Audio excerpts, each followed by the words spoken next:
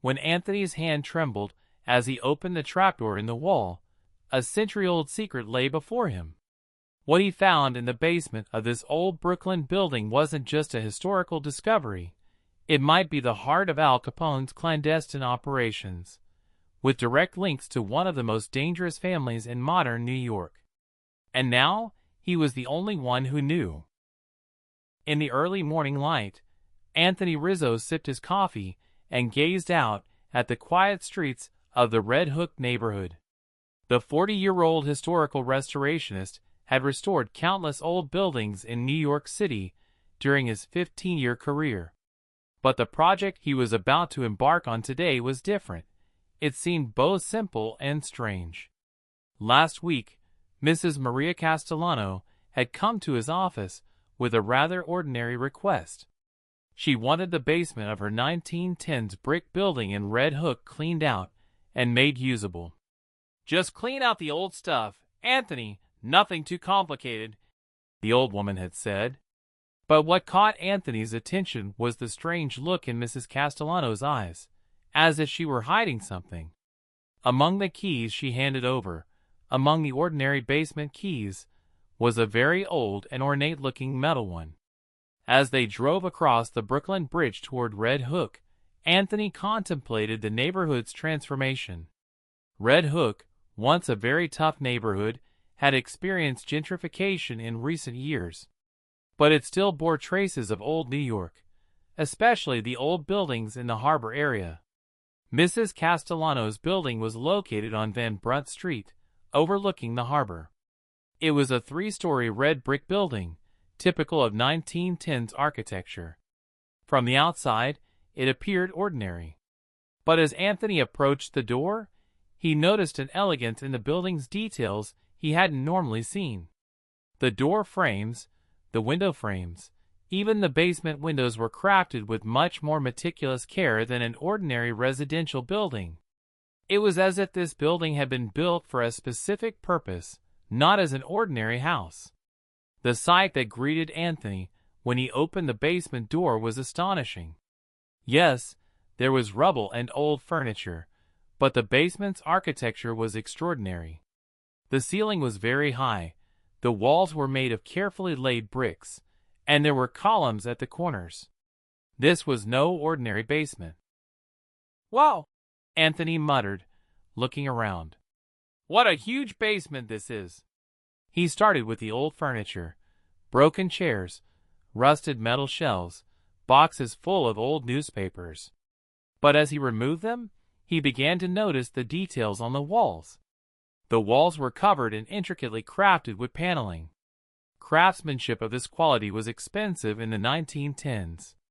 Whoever commissioned this building must have been rich. Or perhaps they had a very specific purpose. After 5 hours of work the first day, Anthony had largely finished clearing the rubble. But what caught his attention was a metal ring he noticed on the wall in the corner. As he approached, he realized it wasn't just a decorative detail. It looked like a doorknob. But there was no door visible. Anthony felt the wall with his hand.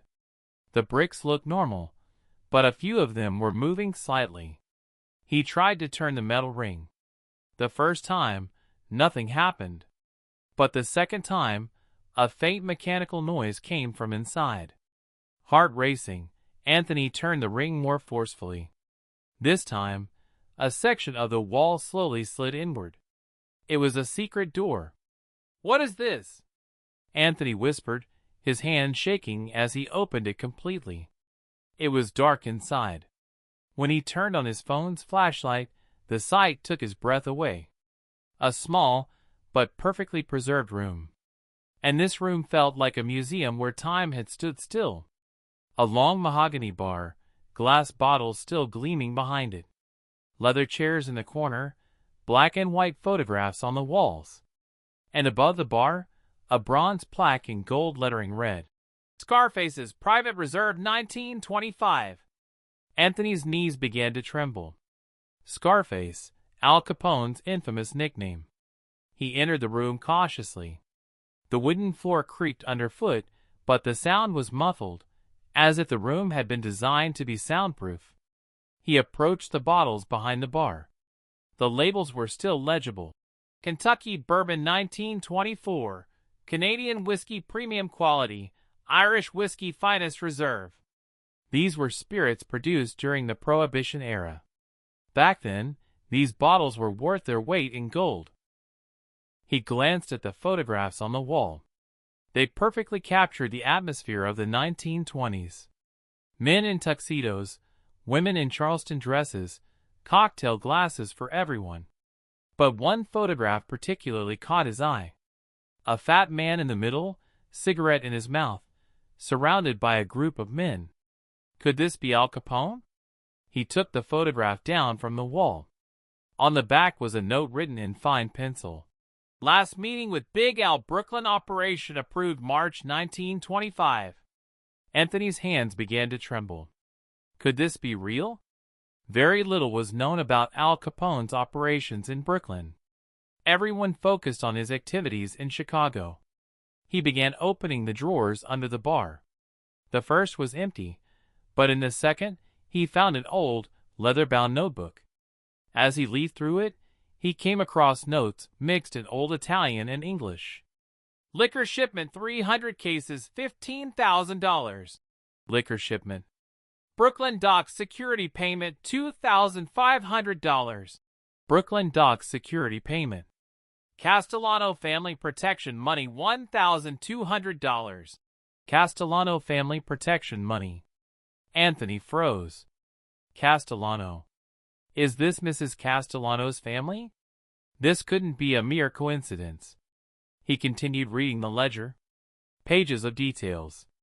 Complete records of a large-scale smuggling operation operating in Brooklyn in the mid-1920s. Ship names, cargo details, payment amounts, even a list of bribes paid to police officers. This wasn't just an accounting ledger. This had to be the command center of Al Capone's Brooklyn empire. Suddenly, footsteps came from upstairs. Anthony panicked. Mrs. Castellano wasn't coming today. Who could it be? He quickly put the ledgers back in their place and left the secret room. As he tried to close the lid, the voices got closer. Anthony? Where are you, son? Mrs. Castellano's voice echoed throughout the basement. I'm here, Mrs. Castellano, she called, trying to hide the excitement in her voice. As the old woman descended the stairs, 1,000 questions raced through Anthony's mind.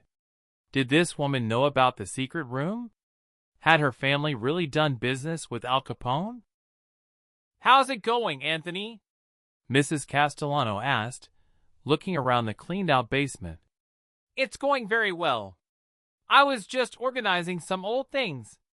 Are there any stories you can tell me about this building? A strange expression crossed the old woman's face for a moment. Her eyes narrowed, and she studied Anthony. Why do you ask? I'm curious.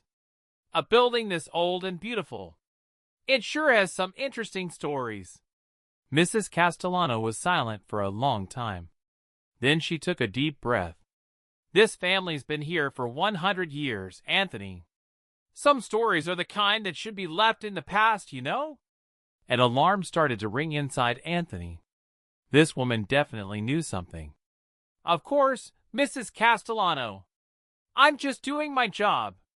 Good. Because some things might not be the kind that should be found.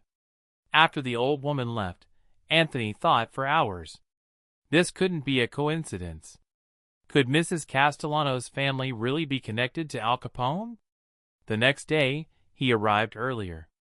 After making sure Mrs. Castellano had left work, he entered the secret room again.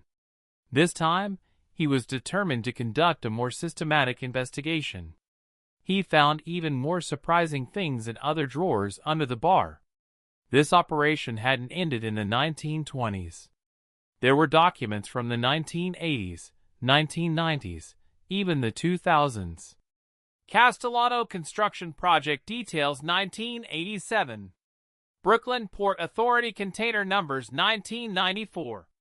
Modern Operations Security Protocols 2001. Anthony felt sick. Was this family still active?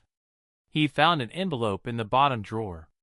Inside was a colorful modern photograph, taken at Red Hook Harbor, of late-model cars and men in suits. The photo had the date on the back. Family Meeting 2019. This was very recent. Just 2 years ago. A terrifying thought struck Anthony. Was this operation still active? And was the person who made this discovery now in danger? He pulled out his phone and started taking photos of everything he found. Documents, notebooks, photos on the wall. He needed to document everything. At that moment, voices came from upstairs. This time, it wasn't Mrs. Castellano's voice. There were men's voices, and more than one. The old woman said there was a worker here. He was meddling too much. Then let's teach him the true meaning of mob history. Anthony's blood ran cold. He quickly saved the photos on his phone and prepared to leave the secret room. Anthony! We know you're here. The voice was approaching the basement. At that moment, he remembered the map he'd seen in one of the drawers in the secret room. The underground tunnels of Red Hook. The tunnels used for smuggling in the 1920s. Maybe they were still open. He went back into the secret room and found the map. According to the map, this basement connected to an old tunnel system. There should be a small hatch in the wall behind the bar. Footsteps began to descend into the basement. Where's this guy? Anthony went behind the bar and found a metal trapdoor in the ground. It was heavy, but he managed to open it. A narrow tunnel was visible beneath. He jumped down without a second thought. The tunnel was dank and dark, but Anthony found his way using his phone's flashlight. According to the map, it led to an old warehouse 2 blocks away. Voices came from behind him. There's a trapdoor here. Go after it. Anthony started running. The tunnel was so narrow, he had to duck his head. But finally, he was relieved to see a staircase in front of him. He climbed the stairs and found himself inside an old warehouse. Once outside, the familiar streets of Red Hook greeted him. He was safe. But what would he do now? The photographs in his possession could be one of history's greatest discoveries. But they could also endanger his life. When he got home, he carefully examined the photographs. Most of the documents appeared authentic. He needed to consult his friend Jim Martinez, a history professor at Columbia University. Jim, I have something very important to show you. It concerns Al Capone. Al Capone, Anthony? What have you been up to? I made a discovery in Brooklyn, but it could be very dangerous. He and Martinez met at the university the next day. Jim's eyes widened when he saw the photos. This is incredible, Anthony. If these documents are real, they'll rewrite history. I've never seen this much detail about Al Capone's New York operations. But Jim, there's a problem here. This operation could still be active. Martinez quickly searched his computer. The Castellano family. Yes, they're here. They're still one of Brooklyn's leading families. They do construction, but what? They appear in FBI records. Suspected connections to organized crime. Never proven, but... Anthony's phone rang. An unknown number. Hello, Anthony. You've had a very exciting day today. Who's calling? That's not important. The important thing is that what you've discovered is family secrets. And those secrets need to stay in the family. I'm just doing restoration work. Of course, Anthony. But sometimes people get very curious. That kind of curiosity can cause problems. The line went dead. Anthony and Martinez looked at each other. Anthony, this is very serious. You must turn these documents over to the police immediately. Or to the FBI. This isn't just historical discovery. It could be evidence of an active criminal organization. That evening, Anthony sat in his Brooklyn Heights apartment, thinking. He looked out the window at Red Hook. There, beneath that building, lay one of America's greatest secrets. Finally, he made his decision. He called the FBI. "I'm Agent Sarah Morrison. How can I help you? I have vital information about Al Capone and the organized crime syndicate in Brooklyn. Your name? Anthony Rizzo. And I think my life is in danger." 2 hours later, Agent Morrison and his team arrived at Anthony's house. The shock on Morrison's face was clear as he examined the documents. "Mr. Rizzo, if these documents are real, you may have unlocked the secrets of a case we've been following for 30 years. So the Castellano family? Yes, we know them very well. But we've never found this much concrete evidence." That night, Anthony stayed in the FBI's safe house. The next morning, a search warrant was issued for the secret room. When they returned to Red Hook, the building was empty. Mrs. Castellano was nowhere to be found. The secret room was still there, but the documents had been scrubbed clean. "That's what we expected," Morrison said. "But your photos are sufficient evidence." As the FBI team began to examine the room further, things Anthony had overlooked emerged. More hidden compartments beneath the bar, modern electronic devices in the walls, even recent meeting records. "Anthony, this room isn't just historical. It was even used last week." Audio recordings from a modern tape recorder in the wall proved the Castellano family was still active. "Vincent, this worker has learned a lot. We need to take care of it." "Don't worry, Mom. We'll stop him before he goes to the FBI." Anthony's heart raced. This conversation had been recorded last night. "Morrison, they were planning to stop me." "You're lucky, Anthony. You came just in time." 3 days later, one of New York's largest organized crime operations was launched. The Castellano family and numerous associates were arrested. The 100-year operation was over. When Anthony told his story to the newspapers, it garnered attention not only in America but worldwide. Al Capone's secret Brooklyn operations and the roots of the modern Mafia were revealed. 6 months later, Anthony published his book, The Secret Room in Red Hook, From Al Capone to the Modern Mafia. The book topped the bestseller lists. That building in Red Hook is now a museum. Hundreds of people come every day to see the secret room Anthony discovered. Anthony Rizzo had only started a restoration project, but history has made him the man who uncovered one of America's darkest secrets. And every time he visits that room, he ponders how history continues to influence those who live there, and how certain secrets are passed down from generation to generation.